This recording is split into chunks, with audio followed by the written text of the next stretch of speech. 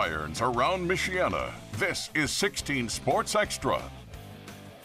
Welcome into the 16 Sports Extra podcast. I'm Jackson Neill. That's Sabrina Hoover, back for another week. We're almost into October. A couple days and we're into October, Sabrina. I know. We just got back actually from Arkansas when Notre Dame played Arkansas this past weekend, and I was like, what week are we in? Because I was like, it seems like there's been so much football play, but also not a lot. No, it's absolutely crazy to think about. This upcoming Friday night is going to be October 3rd. Crazy. We only have a couple more weeks of the regular season left. I feel like it just started. I feel like we just got going, but we're going to be in the sectionals in no time at all. And I think let's just kind of jump right into this. And let's start in the NIC, where we had a couple big matchups, but I think the biggest storyline has to be South Bend St. Joe going to Elkhart and winning 21-14. Right now, the Huskies are undefeated, and it's the first time they're 6-0 since 1995, a season they went undefeated in. So it's pretty cool to see this. Wow, that's awesome. Yeah, no, the Huskies look pretty dang good, not only on the offensive side of the ball, but also defensively. I know they had like 2 consecutive shutout wins this past a few weeks ago. So I was like, holy crap, like this defense is for real. And I know the one game I think we're all going to circle is that Penn versus South Bend St. Joe game that's coming up in a few weeks. That one's going to be interesting. No, that is definitely going to be interesting. That's actually October 17th, the last night of the regular season. Ooh.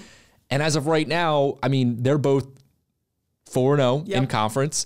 And with this win, St. Joe now drops Elkhart to 3-1 in conference, and you know that they'd hold the tiebreaker. Everyone else is just 1-3 in conference. So when it really comes down to it, it's looking like it's a 2-horse race in the NIC between Penn and St. Joe. Ooh. And we're gonna get the answer on the last night of the regular season. Like you're right, it really just lined up perfectly this year. I was going to say, especially like knowing how dominant, I mean, you know, Elkhart's had some ups and downs this season, but how dominant their offense has been recently, and to see South Bend St. Joe, again, continue that winning streak. I mean, they're the real deal. So no, I think their offense is definitely very good. Franco Biffle, he's solid. I just think this defense is maybe the best in Michiana as of right now. I mean, they just don't give up any points. As of right now, across their 6 wins, they've given up a total of 33 points. 27 points in conference games. Like this team like just does not allow you to score. And they feed off of your mistakes as well. They really do. It's like you're going to throw a bad pass, well, intercept it, get good field position, and then they'll just score off that. They're like, you're right. They're very, very good at finding ways to make you pay for any time you make a mistake. But yeah, Penn is the other undefeated team. Let's go over to them. They played South Bend Adams this past week, and they were able to get a big win, 42-7. So as we mentioned right now, Penn and St. Joe, they're the 2 undefeated teams in the conference. Yeah, no, that's it's not the biggest shocker knowing that Penn is undefeated right now, of course, because looking at their offense, how much talent they have with Landon Hall, of course, and their defense. But that's the biggest question mark, is like if they can continue to win in this postseason, especially going into the postseason, like what this team or what this Penn team can do, you know? Exactly. And I think we're going to get a big game. The game we really want to talk about for this upcoming week includes Penn and also includes Elkhart. That's the other team we just were kind of talking about with St. Joe. Penn at Elkhart. We remember how great last year's game was. I'm going to say great because it was really close and it came down to the wire, but what was it, like 7-6? Like it was. I mean, super close. Super close in terms of mostly defense. Yeah, we didn't have a lot of highlights from that one, let's just say. But no, that's going to be an incredible game for Elkhart. They need that game so bad. We said they're 3-1 with that one loss coming to St. Joe, who's undefeated in front of them. If they're able to beat Penn, all of a sudden they can kind of muddy up the top of the standings. But if Penn wins that football game, there's a real good chance, and St. Joe takes care of business against Riley. There's a real good chance it's like after this week, we're going to have real separation between Penn and South Bend St. Joe. And I think the one thing that we were just talking about earlier is Tayshawn Bardo coming back facing Penn. So that's going to be interesting as well. I'm excited to see. Really want to see that. Of course, Tayshawn Bardo, the Wisconsin commit at wide receiver. He transferred over to Elkhart this past offseason. Had to sit out for about, I think it's 30 days, so had to miss several games, but he's now back for Elkhart. I saw him catch a crazy touchdown against Newberry. I mean, he's going to Wisconsin. Obviously, he's a very good football player. So to see him now going up against his old team in a spot where the Lions really need a win, that's going to be a must-see game for sure. Yeah, I feel like that's going to be a lot of defense, but offensively, Tejon Bardo, I mean, he can get going. So, you know what game didn't have a lot of defense? Let's see. It was New Prairie versus South Bend Riley. So I got there in the first half, got a couple scores here, had to go back, get the show together. 45-42, the final score between these two teams. New Prairie picks up their first win of the season. Really glad to see that. I mean, I know they're 1-5, but I've been to several of these New Prairie games. It's like they got to be the best 1-5. I hate saying stuff like this, but they got to be the best 1-5 team I've ever seen. And like to have a new head coach take over a program like this obviously has to be challenging, right? Yeah. Reed Robinson, I think he was hurt, a little bit here and there, but like now he's fine. I mean, you just saw him bowl over a kid. I've never seen that. I've never seen a QB do that. So yeah, he's fine now. Good win for them, though. Good win for them. I mean, Robinson is he's one of the most dynamic QBs in this whole area, definitely in the conference. So really glad to see them get that win. For Riley, I mean, that was a game they were in front. They had a chance.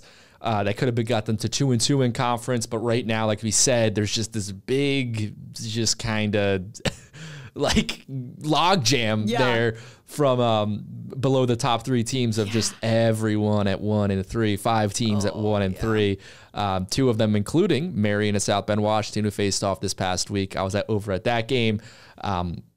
Big win for Washington, 28-21. I was going to say close one. I think, these South Bend schools this year, I know right now they're all sitting at, Adams and Washington are both 2-4, and then Riley's 3-3. But man, they have some dynamic playmakers. Obviously, Lineberry right there for Washington, but there feels to be a different attitude among these programs. Yeah, and then like for South Bend Washington, I mean, they played South Bend Riley a few weeks ago. That one was, a loss as well. They've had some tough games here recently. So to see them get a win is just huge, especially, I mean, look at that throw right there. Look at that touchdown. So to see some explosive plays downfield, they're kind of putting things together. Don't know how the season's going to end, of course, but yeah, just big news for them. No, I mean, I think it's so important. I think it just shows the level of togetherness. Yeah. This team, some of these teams have the program building. We've talked about it with South Bend Adams. How there's more buy-in around that program. They've looked a lot better, even if the record hasn't completely showed it yet. There definitely is improvement right there. We've seen Riley under Darkley. That's a real program. They have some continuity there. They have buy-in.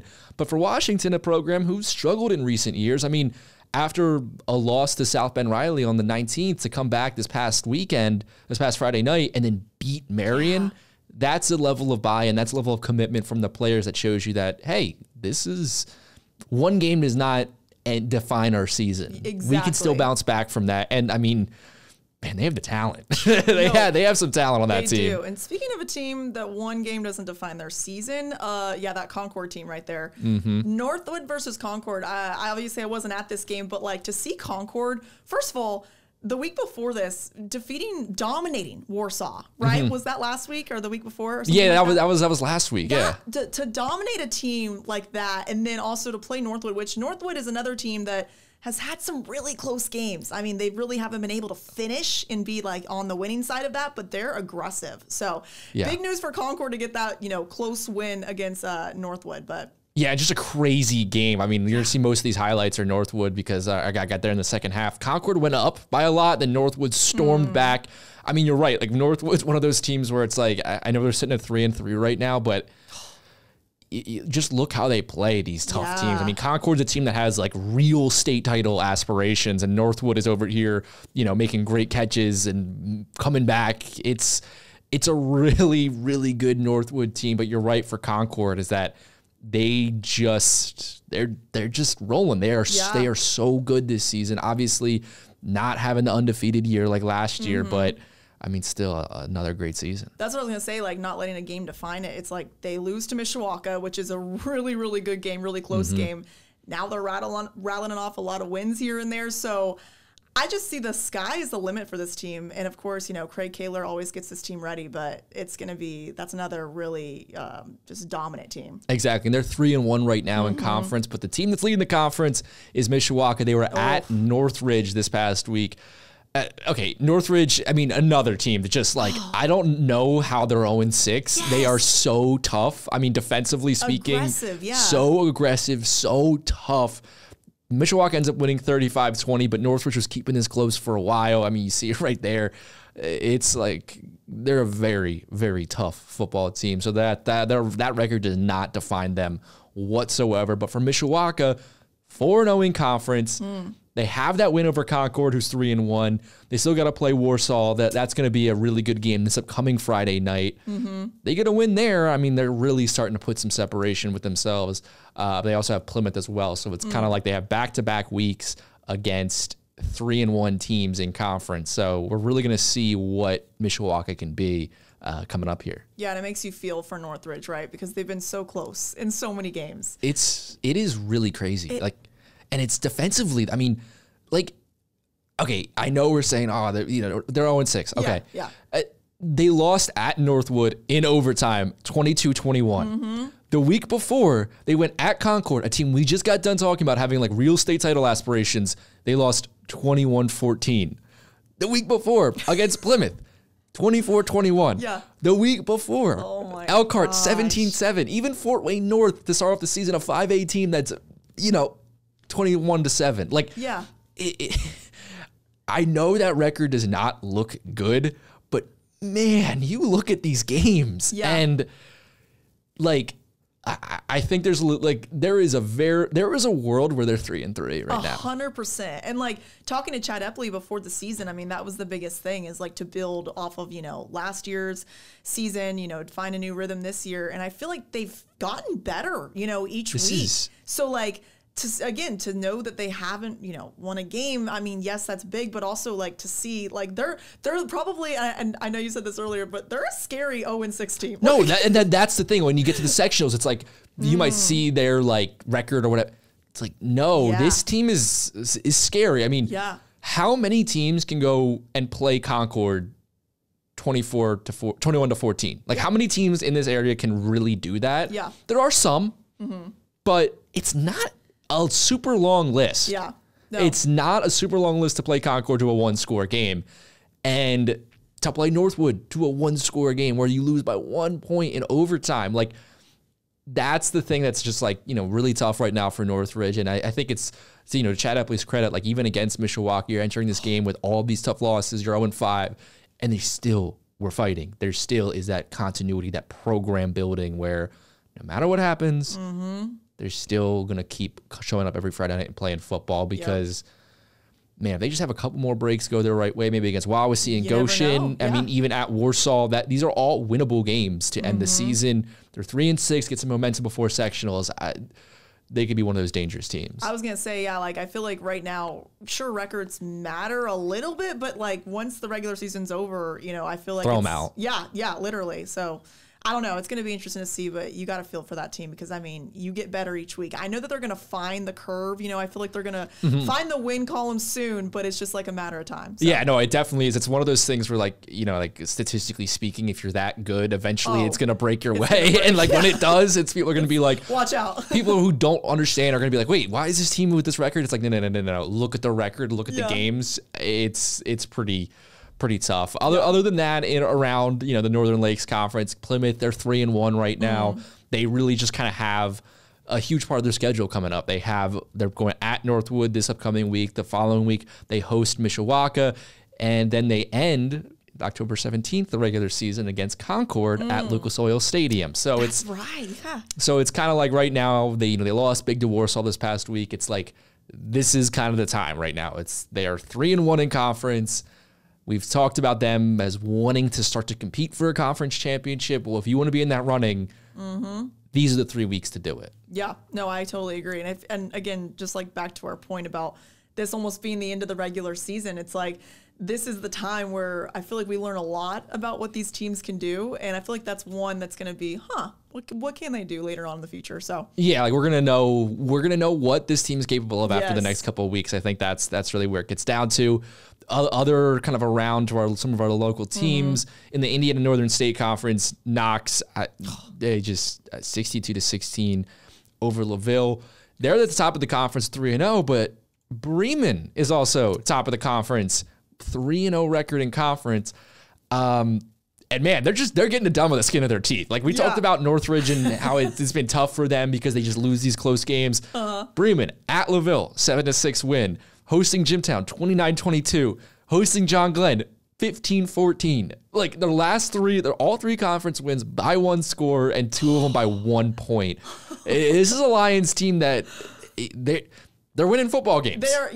It's a W. So yeah, that's all that matters. I mean, doesn't matter how it happens, but you get it done. So. Exactly. You put the win you put the number in the win column. You keep it moving. I mean, I think it's a team with some veterans on there. They're well coached. It's like, and that really, really matters. But it's just crazy because it's like they are 4-2 on a 4-game winning streak overall. They've scored 97 and they've allowed 92. Like they're plus 5 point differential. And then keep in mind, Knox, who's 6-0, they've scored 288 points and they've allowed 109. It really is a crazy season for Bremen. But man, you have to win close games, especially when it gets late in the season. You have to win close games, and they're doing that. I was gonna say, especially like knowing like whatever happens in that game, as long as you get it done, because like you find out a lot about how good a team is like how they win, right? Like it's just like they do anything to win. Like it doesn't matter how sloppy the game is, it's a W. So and then Knox find ways to win. Yeah, and then Knox, I think right now still kind of like the favorite in that conference, 6-0, as they should be. 38 points, 72, 36, 42, 62. Like they're playing Jimtown this week. It's all, I think that conference is going to come down to that October 10th game when Bremen goes at Knox. Yeah, that'll be a good one. That'll be a really good game, but it's going to take a very special defense to slow down this Knox running attack. Yeah, definitely. I mean, that 1 week, 62 points you said on that one game? Last week, 62. A couple weeks ago, September 5th was the 72 points. That's right. I remember we read that on air and I was like, we thought that a typo? Yeah, we like double checked the score in like 3 different places before we put it in the show on Friday night because we're like, I don't think this is right. Yeah. I think this one's wrong. Yeah, literally. That was crazy. But I mean, Knox, again, scary team. There's a lot of like really scary teams this season. There really is. And then the one before we get going, the one I wanted to also point out was, let's go north of the border where it's kind of the same thing we talked about last week with Niles and Edwardsburg both kind of looking pretty good. I mean, Niles gets another just huge win. They always are putting points on the board, 49-6 over Sturgis. So right now they are 5-0. Meanwhile, Edwardsburg, they do have the one loss, so they're 4-1. But again, another one-score win, beating Otsego 29-26. Wow. So that matchup versus Niles at the end of the season, remember, Michigan's regular season goes 1 week longer, so October 24th. There's a chance if Edwardsburg keeps winning, then Niles keeps doing what they're doing. We could be getting a, one loss combined between the two teams in that final matchup of the season, which would be really, really fun. Yeah, and like how talented Niles is this season is crazy considering last year was like their best year in program history. So it was the year. It was the year to get it done. Of course, they fell short, but this year it feels like there's some extra motivation, I feel like now, knowing that they were so close last year. So no, really, there really was. And I know that they, they had moved to a different division right now. So that's kind of what everyone's focused on, I think, is, okay, how far can they really go? Right. But as of right now, in the latest rankings on MHSAA.com, Niles ranked 6th in the state in Division III. Wow. So, I mean, there still are, several teams in front of them. So it's not, it's not like they're the odds-on favorite to make it back to a state title game, but we heard all about, okay, they, kind of had to move up a division. How are they going to handle it? As of right now, they're looking pretty good. Yeah, no, definitely. And like, I feel like the last game I went to, or the first game I went to with them was that St. Joseph game, the first game of the season. And, it was close towards the beginning, but then towards the second half, it was like Niles just kind of ran away with it. And I was like, all right, this team's different this year, just a little bit. So they really are. I think there's, I forget what game. I went to one of their games. It was at Otsego game, and I think there was a little bit of a lapse. They allowed some early scores, but ever since then, they've just been taking care of business. And the last score I want to focus on real quick is Buchanan beat Berrien Springs 16-13. close one. That's kind of like just a fun, a fun one right there when we're talking about rankings.